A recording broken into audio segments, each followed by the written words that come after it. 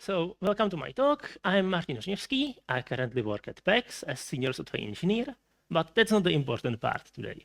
The important part today is that before COVID, I spent about 5 years teaching C++ at university, and I want to talk about this today to kind of give my experiences and my impressions forward to someone else.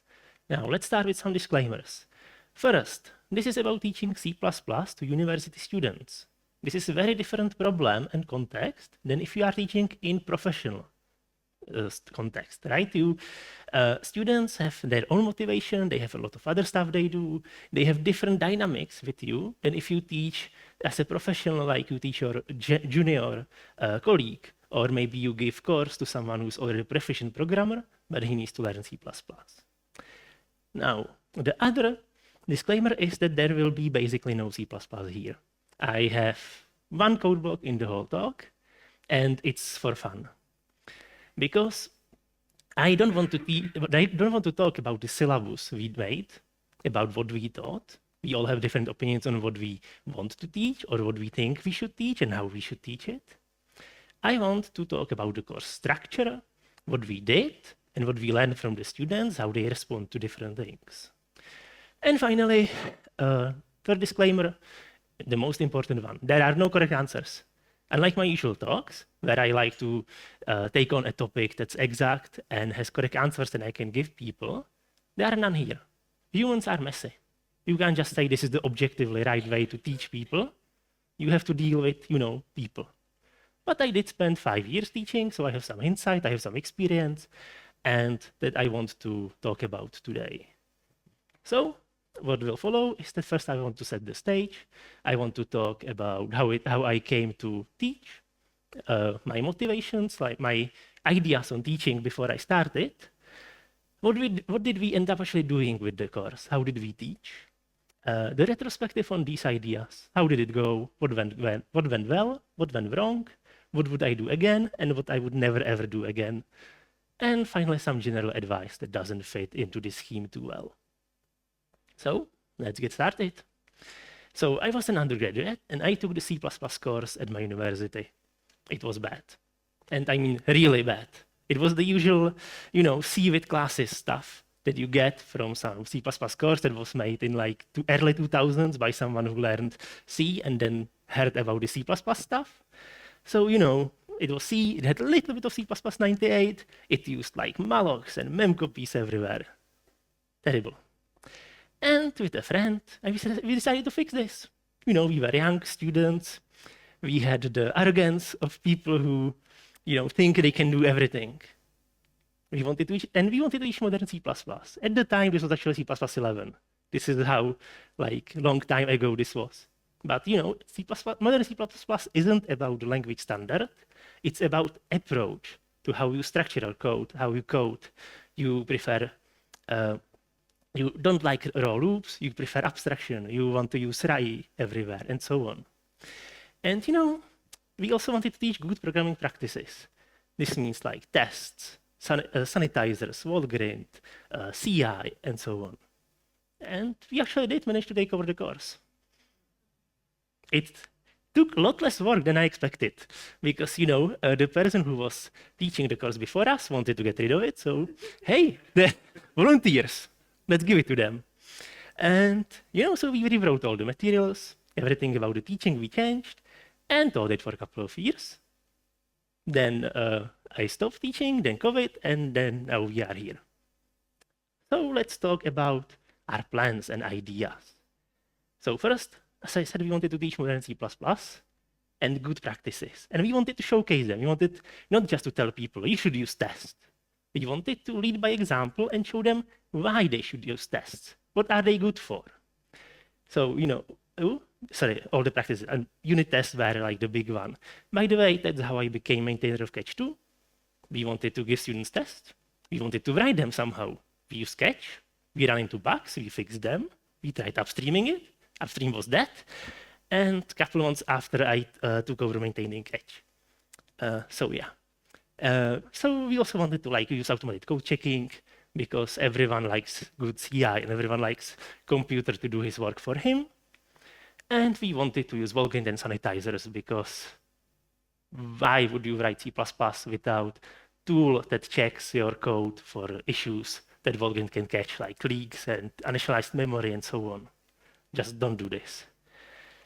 And the final important one was that we always wanted to improve the course. We were students. We didn't have to teach. Right? Our only motivation was that we wanted to teach well.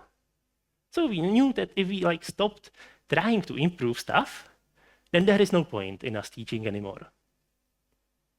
Now, on to the practicalities. So one of the things we decided early on, before we even started making the course, was that attendance is optional.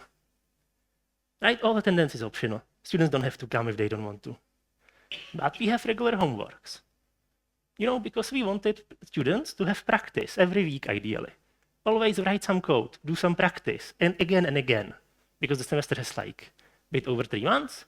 So this is a good time to get in a lot of practice eventually. Now, the homeworks should be done so that students can always run everything locally.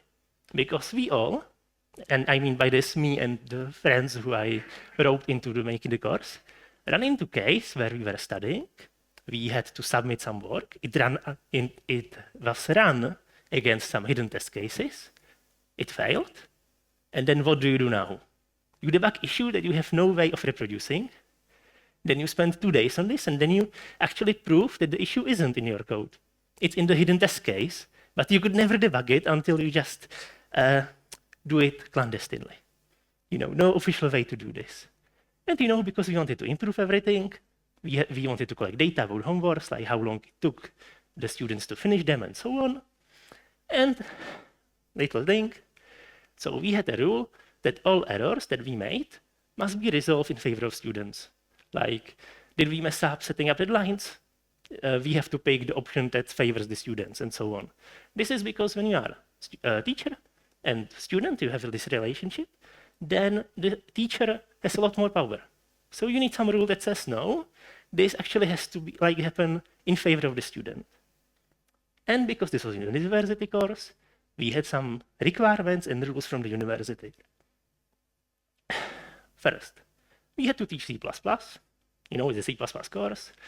And what we promised to teach, what the university promised ages ago to teach, was C++ up to some basics of templates, like write simple templates, no constraints, this sort of stuff.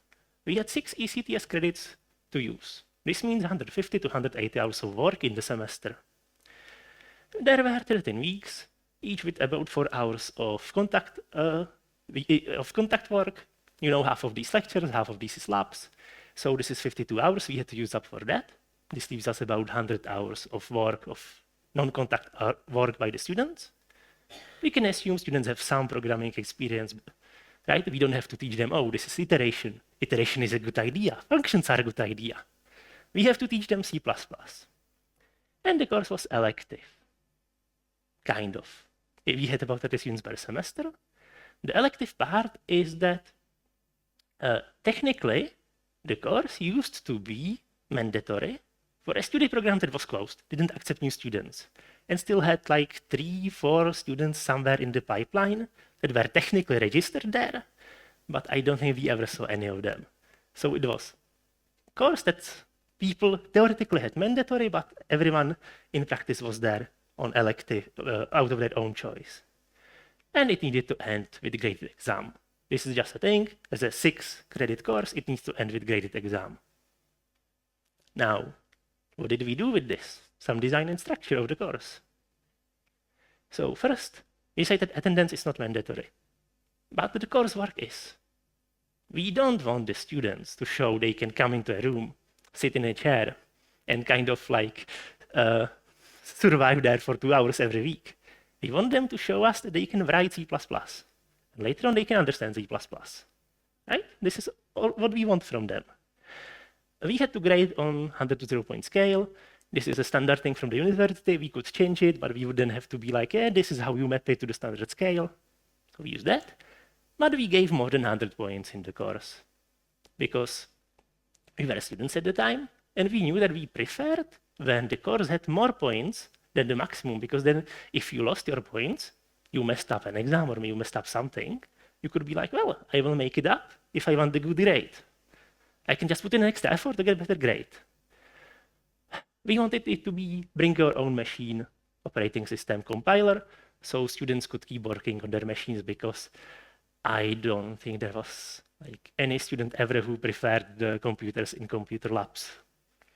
We wanted to support CMake, make Visual Solution builds to facilitate this, but we did this for homeworks that were graded manually, not automatically. For the automatic ones, it was always run on Linux. We had some VM that ran this, the same VM the students could use in the lab's computers. And we took care of the building. They didn't have to care about building the small homeworks. So, and how did we fill up the work? We had weekly small homeworks. We wanted a regular practice. We targeted it to be 1 to 4 hours of work per week. It was automatically graded. Student submits their code. They get back this, like, yes, no, this failed, this passed, this many points you get. They could, of course, submit it again and again until they ran out of the deadline.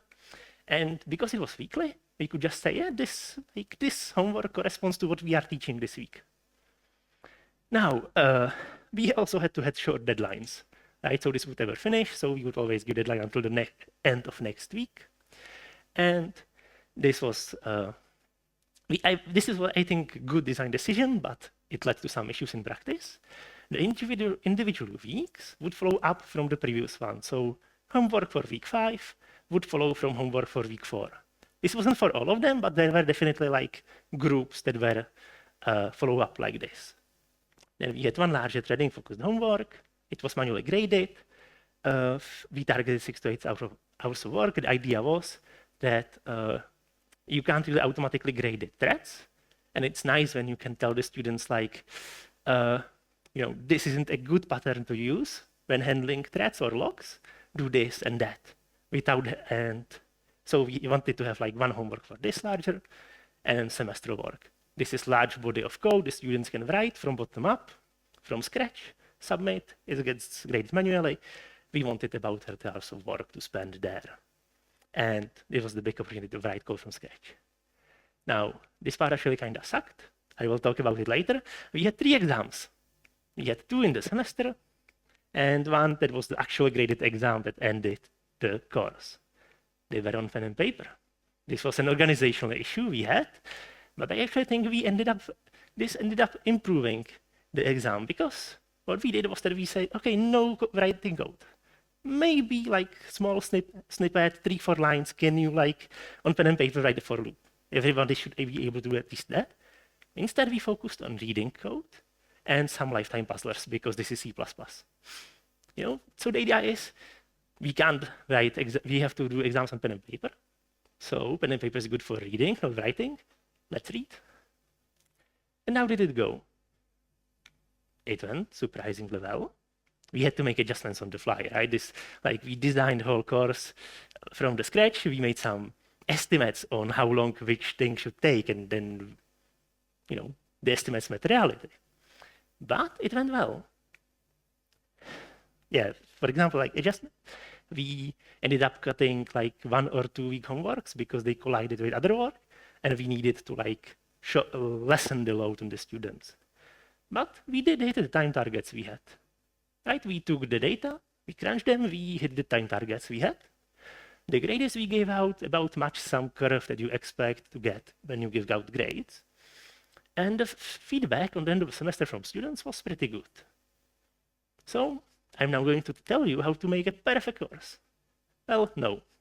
We actually ran into a fun issue. It was unfun, it was terrible. But our university went through accreditation. This is a process where basically the state says, yes, you have updated your courses, your study programs, and so on to some quality that we expect, and you are still a university.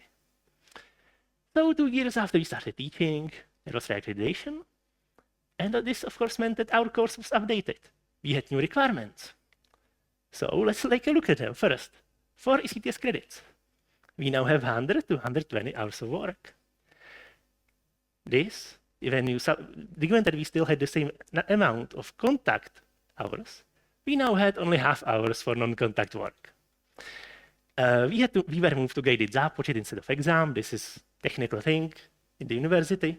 I checked, it's usually translated as credit, but when you say graded credit and you talk about receipt as credits, it gets confusing. So it's započet, and it became actually a mandatory course in third semester. That's pretty early on. And so we have students that have less programming experience. Third semester is very young for the student life.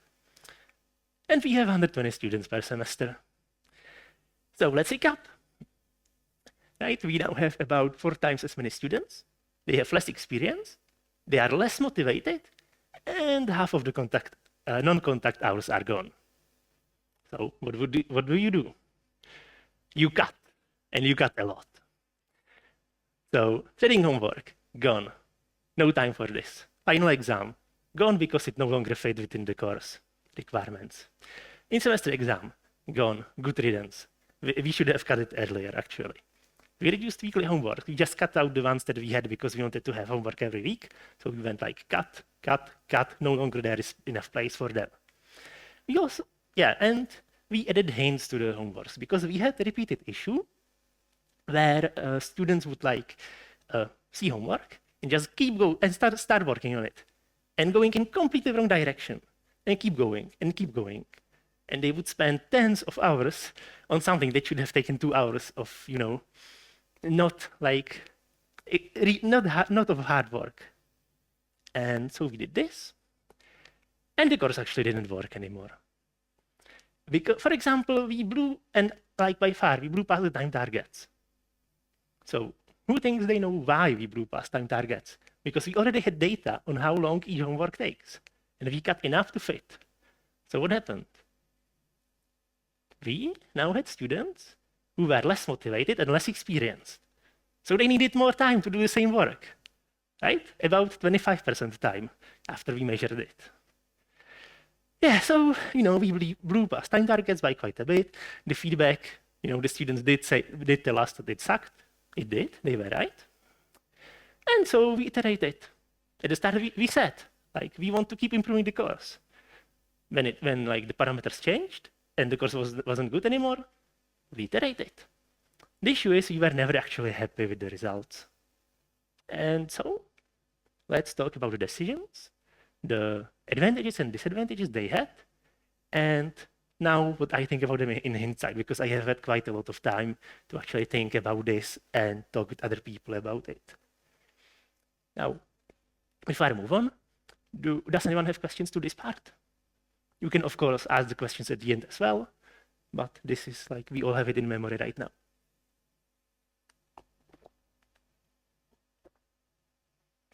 Okay?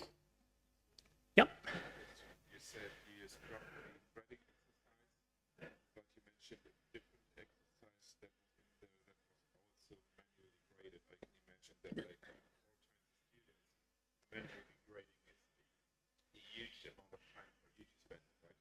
Did you keep that other manually graded exercise? Yes, we kept one of the manually graded exercises, and it did cause a bit of an issue. I will get there in a moment.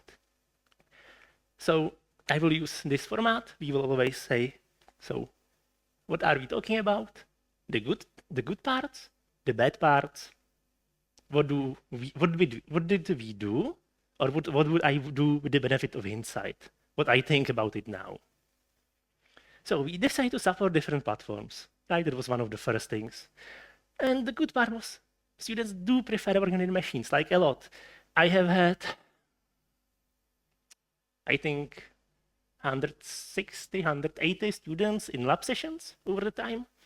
And I saw 3 of them regularly working on the lab computers, right? People prefer their own machines if they can. For example, because they can pick the machine, walk off with it from the lab, from the labs, and keep working somewhere else. The negative was that the students then had to deal with the platform issues of their machines, right? For example, we had semester where Apple released some update for macOS, and the student who installed it could no longer use Valgrind. This is an issue if you need Valgrind to debug your code, right? So I had to teach him about sanitizers, and then I had to actually learn about sanitizers on LS6. Not fun. And we also had students who would have Debian stable. right? Debian stable is very conservative, very conservative. So the newest compiler at the time the students could install was GCC 4.8. GCC 4.8 does not support enough C++14 to compile the homeworks, right? This is an issue. So what would I do now? So I mentioned that we had like this one VM image that like was used for the automated grading, and that was used in the lab's computers. I would now just package it up and tell students, you can keep using your machine. But if you have issues, you can just load this into, whichever format we would pick. You can load this up and work there. It will work. We promise that if like your code works on this machine, it will work in the submission system, it will work on our machines. We are done.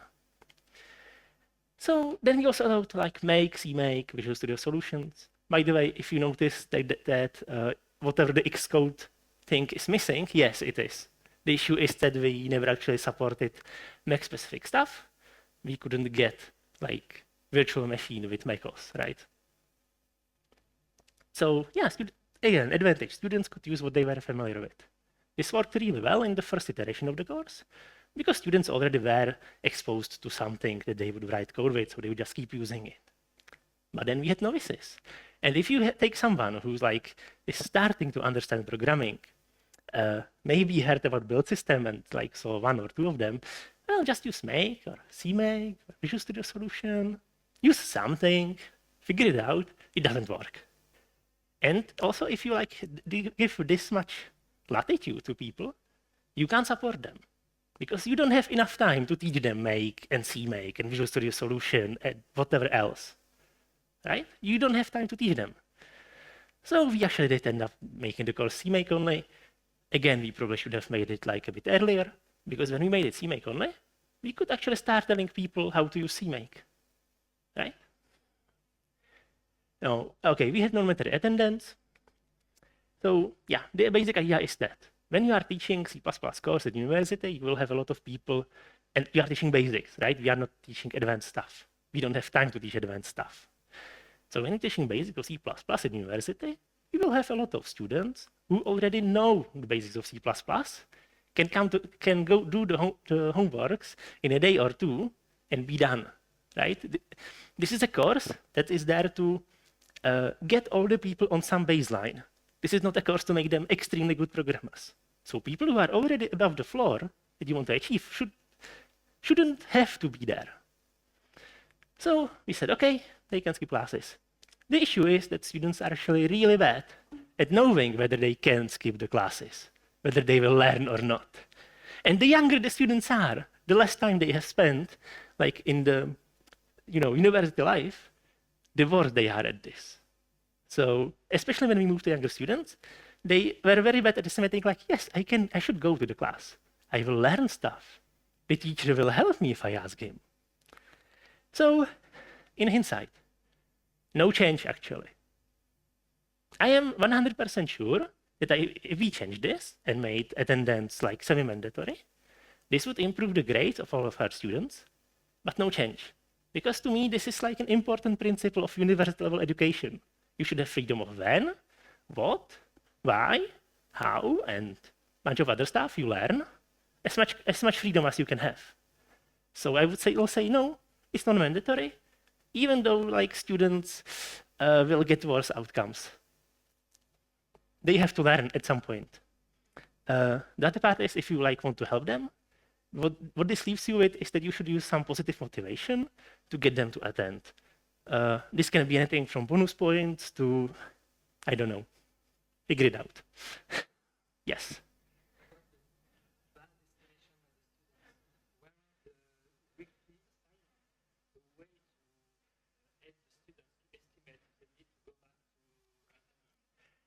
So the question was whether, like, when we have weekly homeworks, doesn't this help the students to figure out, like, hey, I should go to the class? The issue is that the deadline of the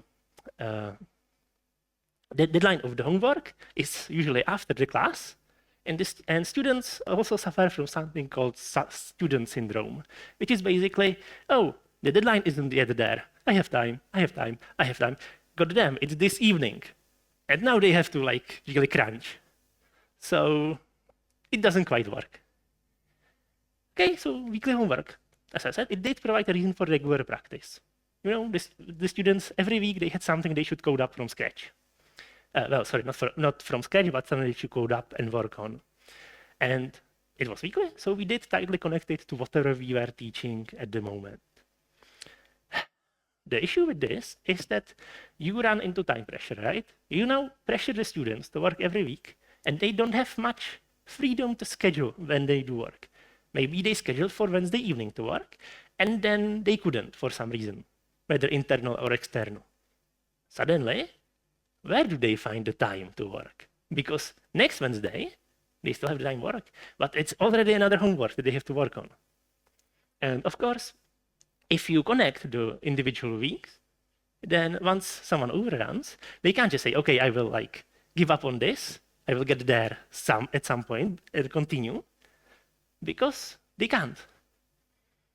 So what we ended up doing was that we combined them into actually larger homeworks, you know, because that worked better for us. This did give students more scheduling freedom.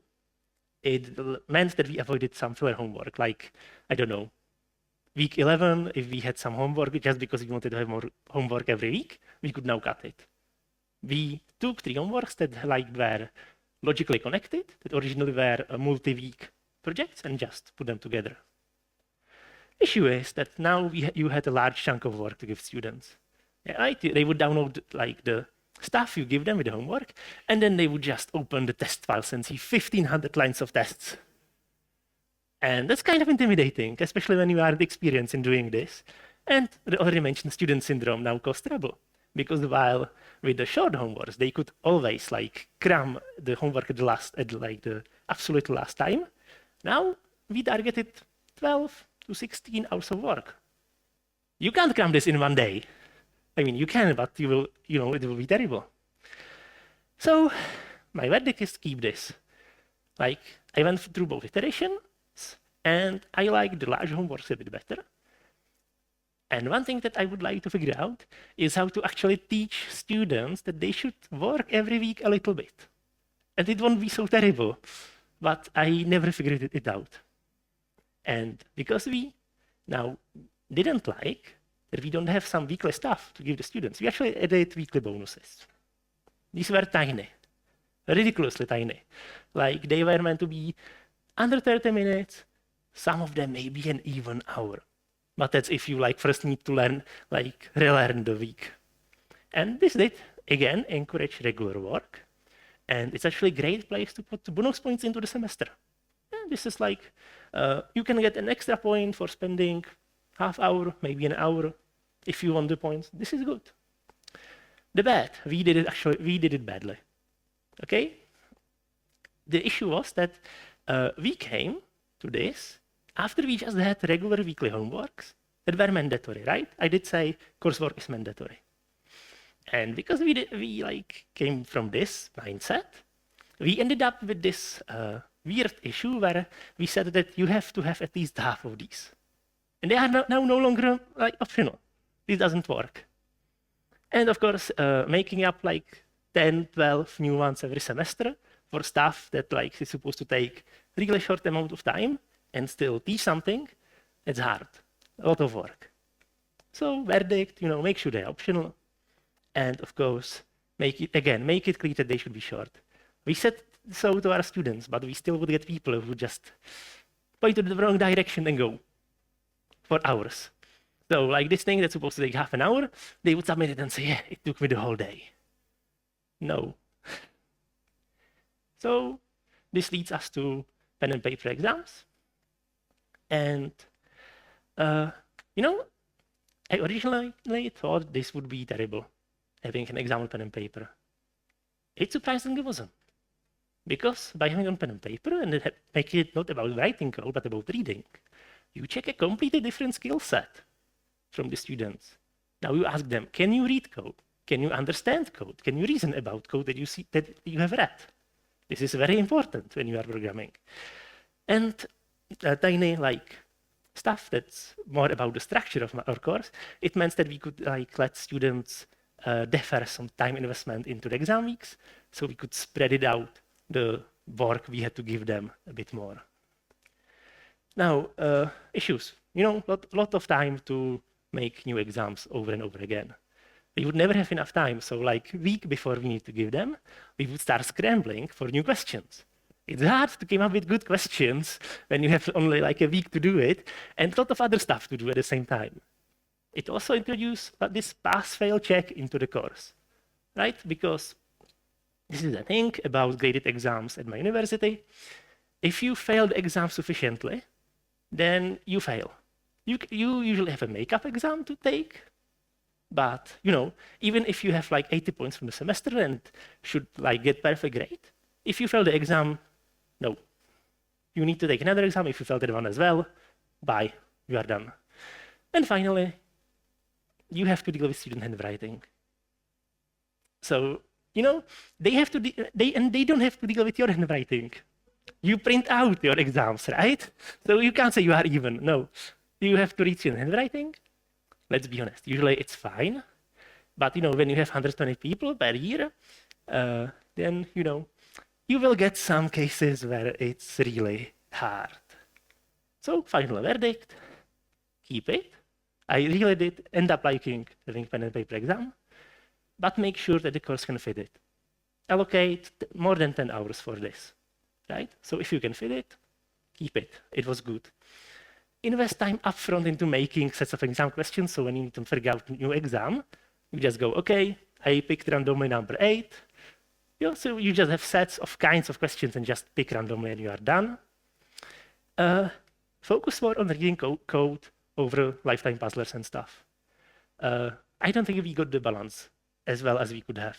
We should have done much more like read and explain than do you remember like these weird C++ lifetime rules? And this is a great question. Like in my university, I have to keep the pass-fail element. I have spent so long in the culture that I don't know whether I should keep it or not objectively. So, question mark. I would have to keep it for the course at the university. Overall, I am not sure. Okay, that leads us to what was actually the worst part. It worked well, but it was worst part for me as a teacher. Semestral work. This is like a larger body of work the students have to finish during the semester. And this is good. It gets students to write a bunch of code from nothing. They have to design like how do they write the code, how they structure it. You can use it, and we did, to expose students to using CI. They resisted exposure perfectly, almost, but we did try. We had a GitLab repository that had set up CI, so we just made a copy for each student automatically that they could use then. And students can pick their own topic to work on. This is good for motivation, and this lets them double dip on the work, so they can have the same body of code for multiple courses. This is actually good. They now have more time to spend on the work, so they can aim higher. Or they can just be smart and save time. I am fine with either of those. Now, the issues. 1, it's super hard to grade consistently. Take the same semester work, give it to multiple people, they will give different grades. 2, it takes a lot of time to grade, like 2+ hours per piece. When you have 120 students, you have to scale up graders. You need more and more teachers. This makes the issue with grading consistency worse. You now have more people involved. And even if you have single grader, which is impossible at this 2 hours per piece, 120 students, I know that when I was grading them, then I would give, then if I had okay, but not great, not bad, semester work, I would have different feelings and probably give slightly few more or less points if I read, bad semester work, or I was grading good. Because you would contrast to what you have experienced. This is human. But, it does make things worse. And 2 students per year were actually using the CI. It was a great idea, didn't quite work. So, in that respect, my opinion is that keep it. This is good. You want students to write a large body of code. Invest effort again, more and more time you have to spend on this and more effort in getting the grading consistent. This means stuff like rubrics, right? You are looking for stuff that the students have demonstrated something. This does take away this inconsistency, but it does reduce the human element of the grading. You can also make like example gradings. Take a couple of old semester works, distribute it to the teacher, and talk with them and make sure we all agree what the grading should be. Now, if you have semester work, make sure you have formative feedback. Now, who here actually knows what is formative feedback? Couple of people? No, nobody? Okay, you don't teach. So the idea is that you have normative feedback and formative feedback. Normative feedback is like, you get 7 points out of 10. Maybe you say this and this was wrong. Formative feedback should like push your students to do better, right? You shouldn't just say, 7 out of 10. You can still give 7 out of 10 points. This is fine. You should still say this is wrong, but you need to add and this is how you make it better. This is how you push the overall work to be better, how to improve further. And if you don't give formative feedback, don't bother keeping the semester work. Okay, it's just not worth it at that point. And my lesson pointer gave out. Anyway, one thing that I would try to make students use CI more is to actually make tests, like their presence and their quality, part of the grading. Because once the students actually have to have tests anyway, now the CI looks, less effort to actually use. Okay, I think you had a question.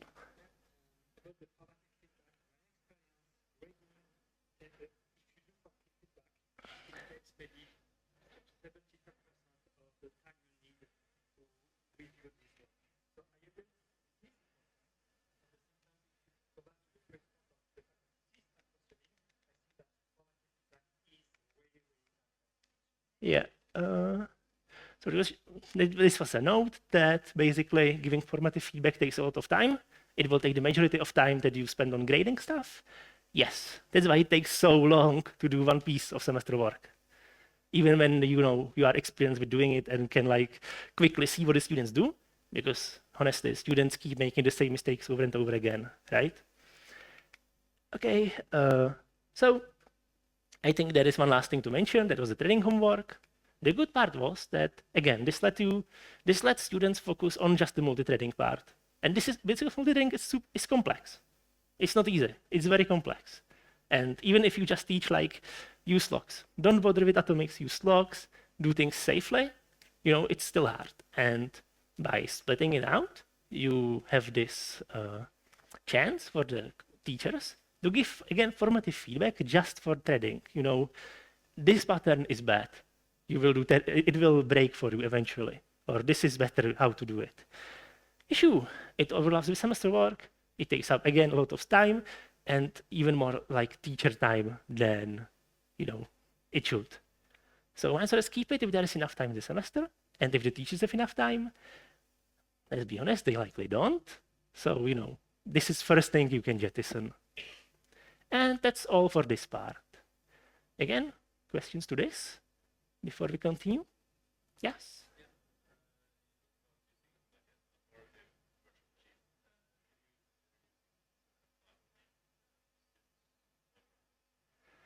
Cloud Ocean. At the time, this was like 2013, 14. At the time, these were all bad. And personally, I have used some of these. They never worked for me. Even when I was using my old ultra portable 2-core laptop with barely enough power to do Google Meet, I would have worse experience trying to use cloud IDEs over the network latency and stuff than running it locally. I would probably try it nowadays, but I am yet to be convinced by any of these options. I think you were first. Yeah.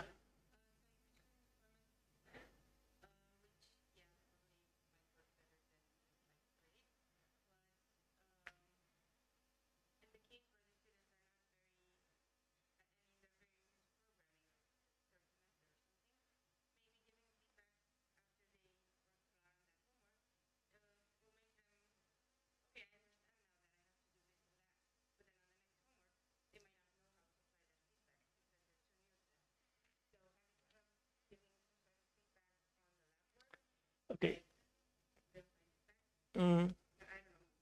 Yeah, okay, so the question was that there's an obvious issue that if you like delay formative feedback until the semester work, which is given at the end of the semester anyway, so the students like now have a couple months where they won't be they will be doing whatever. They are on a break. You know that by the time they do another work, they will forget about this, and whether we thought about trying to give this for the regular homeworks. Yes, we actually did do this for one run and one run only. Not enough time in the week to do this. What we did do, which actually, but this again worked much better with the weekly homeworks than with the later version, was that after the deadline was passed, we would go through the submissions, picked few like 10 to 15 at random. Every teacher would do so, so we would actually get like good sample. And then we would go in the next class over common mistakes and interesting stuff that we saw. So that's like halfway point. There is just like wasn't enough time in like the teacher's part of the semester to really do this, but we tried. Arne was first, sorry.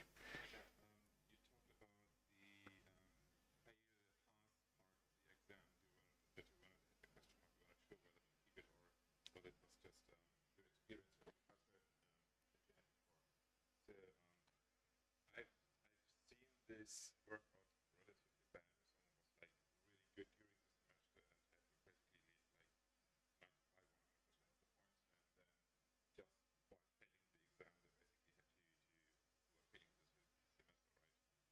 Yes.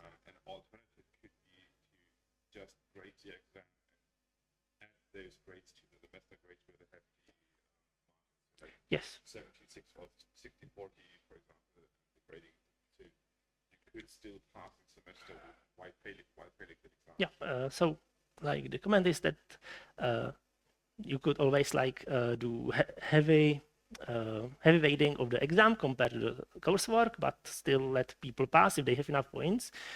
One of the issues we have had with this, but not us specifically, but generally in the university, was that you would then have people who basically, don't do the work.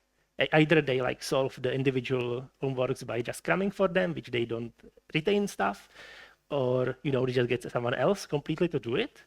And then if they fail out of the exam, they still passed, which is not something that you want to do. But it's definitely an option.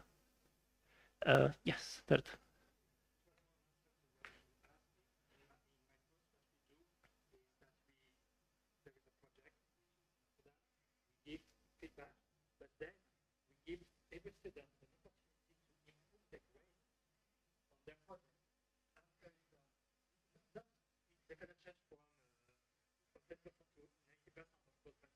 Said if you apply this and this feedback, we will improve your grade by this. Yeah. I think it's positive because it's optional. Yeah, I'm going to jump in. Yeah, so the comment is that one of the options to solve the issue with formative feedback for semester works is to basically make part of the feedback, hey, if you like submit this work again and fix this, this, and this, we will now give you a better grade. That's actually something that we did for people who were close enough to better grade, right? You don't get like 10 points, but you get like, I don't know, 3 extra points or just like small push up, but you couldn't just jump full grade. This was mostly due to like, honestly, save us at least some time from the grading. So we only did this for students who were baseline, god damn it. We actually talked for so long that I now have run into screensaver issue. Sorry about this. Yes, perfect. So let's get to this section on general advice that doesn't really fit into this pros, cons, and verdict format. First, beware tradition. Don't do stuff because we have already done stuff. We did this with the exams in the semester. It was terrible. Don't make the same mistake. And if we did the course from zero, we wouldn't put them in. But because we took over an existing course, we kept them. It was done that before. On to collecting data. You want to collect data to improve. Now, some ways to do this are obvious, right? We already talked about the idea that when a student submits homework, you can ask them how long it took. You can use this data. But there is an issue if you do this. Who knows this picture? it keeps flying around all the time, right? To the best of my knowledge, is fictitious, but this illustrates survivorship bias. The idea is that if you collect the data from students who have submitted the work, you have no data about students who have not submitted the work. For example, because they spent so long on the work that they gave up. Or maybe they don't like the course and left. Or they had some other reason to stop, but they didn't submit the work, so you don't have their data, and you have only data from people who successfully keep passing the course. So what do you do about this? How do you learn about students that don't submit the work anymore? Obviously, at the end of the semester, you know how many people stopped, but how do you know why they stopped, where they stopped? So one thing you can do, and we used to do, was to compare how many students submitted each work. Yeah, you had 100 submissions for first homework, 80 for second, 20 for third. There is an issue. Of course, this worked much better when we had weekly homeworks, because then you could trace it down to individual weeks. But with third, it's still some data. Not great, not terrible. You can compare attendance in labs. The attendance is still optional, but there is usually a good correspondence between number of students who keep doing the course, who keep studying, and who actually attend. Now, this is like the basics. Let's do some advanced stuff. You should track the success rate of the questions in your exam. Take the 100 exams, go through them and say, okay, they got this right, this right, this right. Collect the data and then look at questions that are often wrong.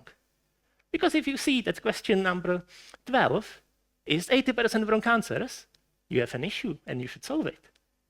And then you have to figure out why, right? Maybe the question is confusingly worded and students don't know what you ask about. This can happen easily. It happened to us many times. Maybe, you mentioned this in your materials, but in some footnote inside an essay of a lecture. If you actually want to ask about this, it should be part of the regular materials that you teach, and so on, right? This will happen to you. Fix it. It's normal. Issues happen. Now, university also collects some student feedback. Use it. It won't be granular. It will give you one data point at the end of the semester, but it's qualitative feedback, and it's the only qualitative feedback you will get. Work with it. And of course, you can ask the students, but there is an issue. You will likely ask them in a way that's non-anonymous, and they will self-censor when answering, right? So account for this in your data. Expect that there will be issues. Now, every time I talk about using data, I have to give 2 warnings. So beware. Data is mostly objective. The mostly is there because when you collect them, you can introduce bias. Your conclusions from data do not have to be, right? Just the fact that you used objective data, if you try hard enough, you can prove anything. So you have to expend effort, conscious effort, to interpret data objectively. Remember this. The other one is about something that I call statistical blindness. I don't know if people share this, but the idea is that if you have data, right, you collect all the data from the students, and now you start running stats on this. You ask statistical questions about the data set. If you only do this, and now you think, oh, I know what the data say, you got it wrong. Let's take a look at this. These are 4 different data sets, right? 1, 2, 3, 4. They are very obviously different. The orange circles are points. Does anyone here think that these are the same data set? No, right? But if you run stats, don't look at this. If you run stats, they all have the same mean of x, mean of y. Sample variance of x is the same. Sample variance of y is the same on all of these data sets. The linear regression line, the blue line, is the same. From a lot of statistical properties, these 4 data sets are the same. So if you only look at the statistical data, the properties, you think these are the same. They are not. By the way, if this is interesting to you, look up Datasaurus Dozen, which is actually a lot more of these data sets, including some with pictures. And it's also even a tutorial on how to make your own pictures and data sets that look the same from the outside, but are completely different. Now, less fun part, dealing with plagiarism. When you teach students, especially a lot of students, they will plagiarize each other. First advice, check your university's rules. This is very individual to each university, how you are expected to deal with them. So first, check rules of your university. We had good experience with MOS tool, right? Once you know what you want to do, check the plagiarism automatically. You had very good experience with MOS tool. And if you care, like rules of my university don't, but if you do care, you can look into the submission history of the students and usually figure out who made the first, like who made the work and who copied it. But rules of my university say that unless there was like hacking involved, then both of them are plagiarizing. One of them because he actively plagiarized someone else's code, the other one because he let the first one do so, and both have any issue. Now, quick note about designing homework. Make sure that your homework reinforces the point you are trying to make. We failed at this quite badly. We taught students to use unique pointers when they have to allocate memory. Good stuff. Then we gave them homework. In the homework, they could not use unique pointers because it would break the code. Because, recursive, the allocation of unique pointers doesn't work. So they had to use raw pointers and manage the memory manually. So we told them, do this, use unique pointers. Their experience was, we can't. What happened later? They didn't. They went with their experience, not what we told them. And also you will need to estimate, you will need to get time estimates on how long homework will take. Do the work at okay pace, don't hurry. Then multiply the time you need by 6. That's a good starting estimate. Our data later showed that for the first version of the course, we should multiply by 5, for the later one by 7. 6 is a good start. Now, final part. Expect to spend a lot of time, right? We have mentioned multiple times, this all takes a lot of time, a lot of teacher time. And just preparing the materials so you can teach takes a lot of time. More than 60 hours per week, okay? This happened over time. And when you do C++, you will regularly have to deal with new C++ version releases every 3 years. To the best of my knowledge, we intend to keep the schedule currently. This will easily add another 10 hours per week just for the materials to update them. So that's full month of work, give or take. Now, then you have to teach. Teaching still takes a lot of time. I ended up averaging about 5 hours per week per lab class. If I had multiple ones, this would multiply. Not entirely linearly, but close to it. So there's a lot of time, right? You need to prepare yourself, you need to have the lab class, you need to answer student questions, so on. And what's worse, this is not evenly spaced across the semester. It's not every week 5 hours. No, it's 1 week, 3 hours, 3 hours, 3 hours. Then there is a deadline. Now, all the students you have suddenly have to ask you a question because things don't work for them and they need help.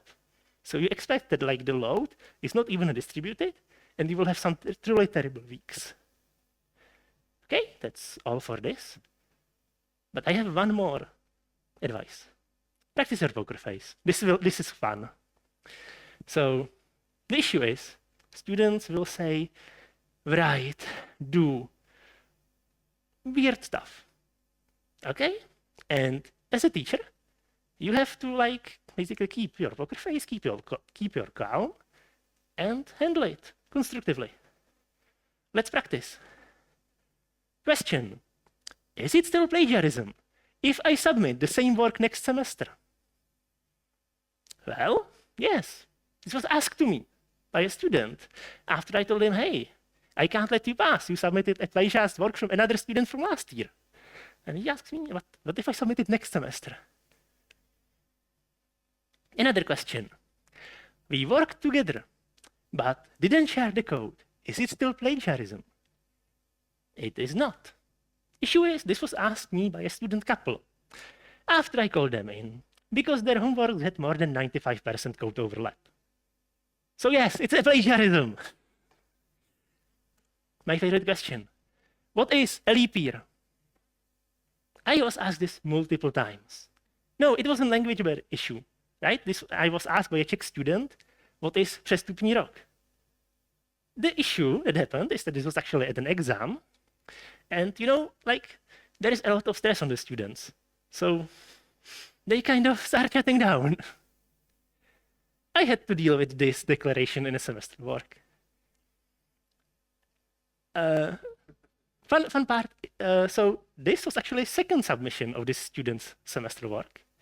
Because the first one we rejected because it had lots and lots and lots of memory leaks. Because all what's now the share pointers were raw pointers, and there was not a single delete in the code.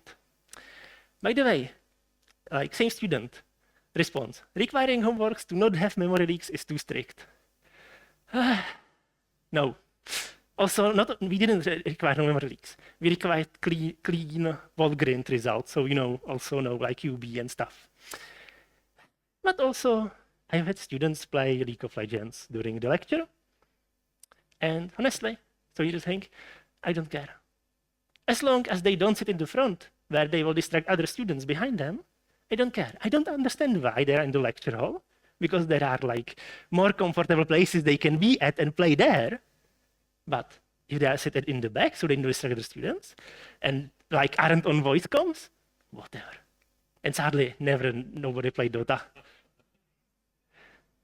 And actually, I have a lot more stories like this. You can ask me about them outside because we are running to the end of the time. And this is the end. Now it's great time for more questions if you have them. And otherwise, thank you for listening.